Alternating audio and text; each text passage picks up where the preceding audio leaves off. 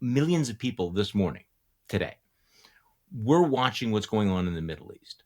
We're watching this horrific bombing of a hospital. Palestinians are saying 500 people were killed. They are blaming Israel. Israel is coming out with data and video saying, no, it was Islamic Jihad. We did not bomb this hospital. But it's one of those moments where the information the facts have a hard time catching up with the spin. I think a lot of the media went with the original claims from the Palestinians. This was an Israeli bombing. I guess cutting through all of it is, how the fuck do we know who to believe anymore? How do we? And the stakes are so high because the whole world is on fire. There's going to be retaliation. People will die because of these narratives that are going to be spread about all of this. The Israelis are trying to say, and Joe Biden apparently believes them, that this was not the Israelis. But how do you catch up when you have these vast resources and people who are committed to putting out disinformation, misinformation, ambiguous information? Do you know what I'm getting at? I mean, I'm not asking for a definitive answer, but I mean, this is this moment where we have lived through the annihilation of truth, where you just don't know who to believe for so long. And now we're faced with life or death decisions on all of this. How do we know who to believe anymore, Ryan? And is it going to get worse? It's really tough. And frankly, I do think, it can get a lot worse from here because, I think it's a unique scenario where you have different parties claiming different things and, whatever value you want to assign to sort of both sides there, and you can sort of weigh them. I think, obviously a lot of mistakes were made in the reporting yesterday. But I think that, overall, if you're just sort of broaden out, the tools for creating disinformation are getting more complicated, especially with these sort of AI creations that could fool well-intentioned, reasonable people, not just sort of the most gullible people in the world. They can trick you. I could be fooled by AI, right? That other people can be fooled by AI. This isn't some, crazy email that your uncle's forwarding, about what Hillary Clinton did, right? These are real looking things. They're not on their face ridiculous. And I think that that's sort of what is interesting with January 6th, because there's so many things that to me, and I think that, to a lot of people were just on their face ridiculous, like a lot of these claims, and just logic doesn't work here when you're talking about a multi-state criminal operation operated by dastardly Democrats to steal, hundreds of thousands of votes across several states. It's too big of a conspiracy that can actually take place. They're not that competent again. But, it's tougher when you're talking about these sort of more complicated tools that really can trick people. And especially when you're in an environment with X, for example, where people are incentivized because they game in structure to actually fool people and trick people and promote misinformation, because they actually get a paycheck showing up, the more abuse they get. Right. And you have this sort of universal skepticism now, because there was maybe once a time where if I showed you a photograph or if I showed you the video of what actually happened, you'd go, okay, now I know what actually happened. People now, and going forward, even when you show them the video proof, this happened, this person did this thing, they won't necessarily believe it. They'll think that it's fake. They will, the audio tape, and it might be fake. I mean, this is the problem that we face now. And I'll confess to you, this morning, as I was reading through, trying to figure out what actually happened, I found myself, and I think probably the Israelis are telling the truth, but I also know that I want the Israelis to be telling the truth. This is the problem, is that people now essentially decide whose side are they on, and therefore they want to believe them.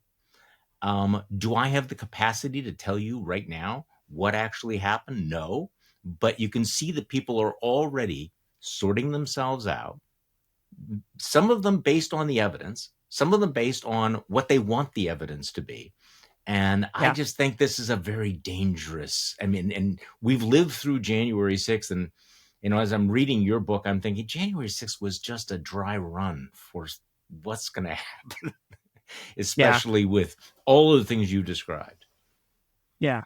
Suddenly my silly liberal, suddenly my silly education, my major media studies, one of those goofy liberal arts terms isn't so out the door anymore, because I really do think that, these critical media skills and critical thinking skills are so essential to the reality where we are today, because you have to be able to, to challenge your own biases, to check with other people to really vet these sources and rely on reliable sources of information, as much as you can sort of disparage the media, overall, Right. at least when you have someone who's grounded in reality and there's consequences for them just putting out garbage. And that's, one of the things that is just so frustrating when you have people who don't have that, don't have any repercussions for putting out information, don't have any, That's right. blowback. And just like the core sense of also embarrassment when you put out a lot of this stuff, I would be so embarrassed if I leaned into humiliated. Yeah. If I probably would, crawl into a hole if I were saying this guy's responsible for January 6th and he's an FBI informant, and then the FBI charged him, right? And then he was charged with a federal crime. Oh, how embarrassing, gutting, devastating. But that's not the situation we're in. People can just very easily pivot and say, oh no, I was still right, and sort of try to save face. And the toughest thing now is figuring out who actually believes the garbage and who is just saying the garbage because it's politically expedient.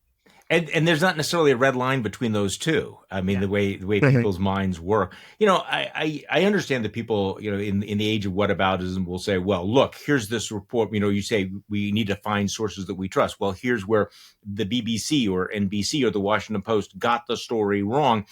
The key, I think, red line has to be when people get it wrong, as inevitably they will because we are human beings, do they correct it?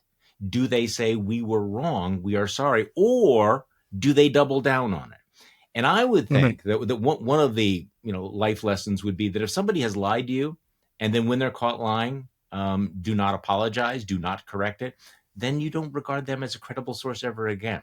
If somebody tells you something is wrong, but then they come back to you later and say, okay, we didn't have the complete story, we were wrong, then that person obviously, or that entity, that organization, is concerned about credibility. There are, as you point out, there are entities that frankly, clearly do not give a whether or not they are putting out disinformation, misinformation, because if it gets them the clicks, if it gets them the donations, if it gets them the attention, if it gives them the political edge they want, they're going to go with it. Those people are the ones who are toxic, but I don't know how to solve this problem anytime soon.